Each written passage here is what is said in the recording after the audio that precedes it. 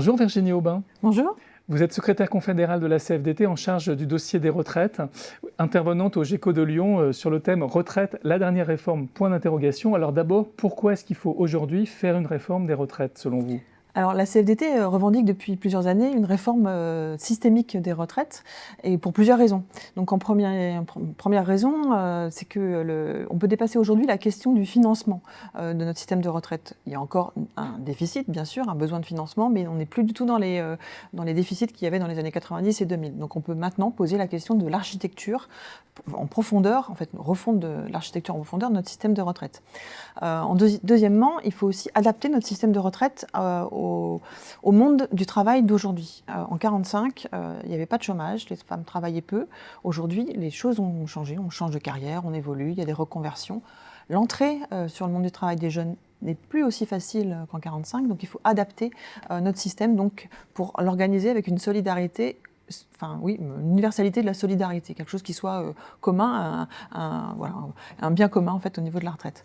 Troisième raison, il faut aussi rendre notre système plus juste. Alors le système actuel, il essaye de réparer les injustices actuelles, mais on est un petit peu aux limites, en raison notamment du fait que le monde du travail a changé. Donc il faut continuer à réparer les inégalités entre les femmes et les hommes, au niveau des carrières et puis de la retraite. Il y a aussi des inégalités en termes de revenus, donc avoir une attention particulière en termes de redistributivité pour les bas revenus. Et enfin, pour la pénibilité, il faut aussi réparer la pénibilité. C'est la troisième raison. Quatrième raison, c'est aussi que notre système est devenu très complexe et il est devenu illisible au fur et à mesure des réformes. Donc il faut le simplifier. Ça nuit aussi à la confiance des générations de ne pas comprendre comment ça fonctionne. Et il y a une cinquième raison. Pourquoi faire une réforme des retraites ? C'est qu'en fait, il faut répondre à des aspirations nouvelles. Aujourd'hui, la retraite, c'est plus juste une assurance vieillesse, c'est devenu un véritable temps de la vie. Donc, il y a une demande pour qu'on puisse choisir la date de son départ en retraite, mais aussi les modalités de son départ en retraite. Donc, une liberté de choix, ça s'appelle pour nous, à la CFDT, une retraite choisie, ou une liberté de choix, une retraite choisie et non subie. Voilà. Alors, en même temps, rassembler dans un régime unique tous les nombreux régimes de retraite existants, c'est assez compliqué. Comment est-ce que vous préconisez de faire ?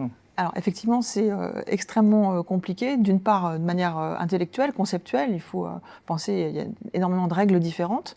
Ça, c'est un premier temps, mais c'est surtout au moment de la mise en œuvre que ça va être extrêmement difficile. Donc il faut un temps en premier de concertation qui soit important, ce qui est le cas depuis septembre 2017. Donc on continue et ça se passe plutôt pas mal. Il faut ce temps de concertation, c'est pas du temps perdu.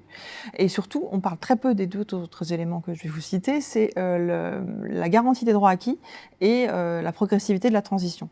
Garantir les droits acquis, c'est assurer à chaque personne que les droits qu'il a cotisés pour la retraite ne sont pas perdus, qu'ils vont être convertis dans le nouveau système, que ce sera exhaustif, donc 100% des droits, mais aussi de qualité. C'est-à-dire qu'il n'y a pas d'erreur dans les relevés de carrière qui seront transmis pour faire cette conversion en points. Ça, c'est la première chose, la garantie des droits acquis aussi. Et donc la deuxième, c'est la transition. Alors la transition, elle doit être progressive, parce que le changement fait toujours peur, quel qu'il soit. Donc il faut prendre le temps de faciliter les choses, faire converger les régimes. Et s'il faut 10 ans ou 15 ans, il faut prendre ce temps. C'est la variable d'ajustement, ce n'est pas les assurés qui doivent varier en fait. Alors, c'est des conditions pour que ça soit juste, mais est-ce que ces conditions sont suffisantes pour que vous considériez cette réforme des retraites comme juste ? Alors, effectivement, pour que cette réforme, pour la CFDT, pour qu'elle soit juste, alors, il faut qu'il y ait des mesures de progrès social. Alors, déjà, il ne faut pas qu'il y ait de réforme de mesures paramétriques. J'ai déjà dit un petit peu, mais pas de mesures d'économie, parce que là, ça serait une vraie régression sociale pour le coup. C'est tautologique de le dire, mais je préfère le dire. Pas de baisse des pensions. Pour qu'il y ait du progrès social, il faut qu'il y ait des droits nouveaux pour la CFDT. Et la première chose, c'est un droit à l'accompagnement des fins de carrière. C'est tout ce qui concerne l'emploi des seniors. Aujourd'hui, on a des dispositifs, notamment la retraite progressive, mais ce dispositif est très mal connu. Il est très compliqué, ça met au moins 6 mois pour aboutir, et surtout, il n'est pas ouvert aux personnes en forfait jour. Et dernière chose, les employeurs doivent donner leur accord. Donc ce dispositif, il doit être assoupli, élargi. On doit véritablement travailler sur les fins de carrière des seniors pour améliorer ce passage à la retraite.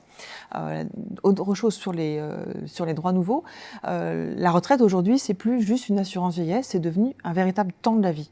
Donc pour que ce temps de la vie soit bénéfique pour les gens, il faut qu'ils y arrivent en bonne santé et avec une retraite décente.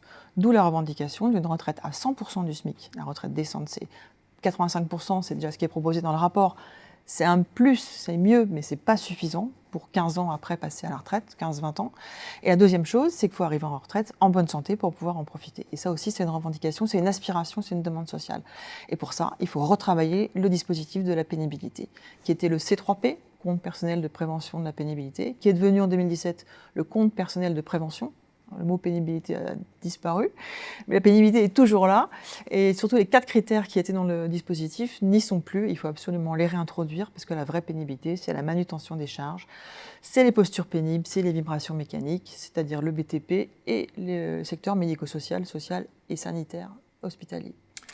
Voilà. Et si on arrive à faire cette réforme, est-ce que vous direz, c'est bon, il n'y a plus besoin de réforme des retraites, c'est la dernière réforme ? Alors, ce serait très confortable de se dire que c'est la dernière réforme, mais ça ne sera pas le cas, ce ne sera pas la der, on va dire.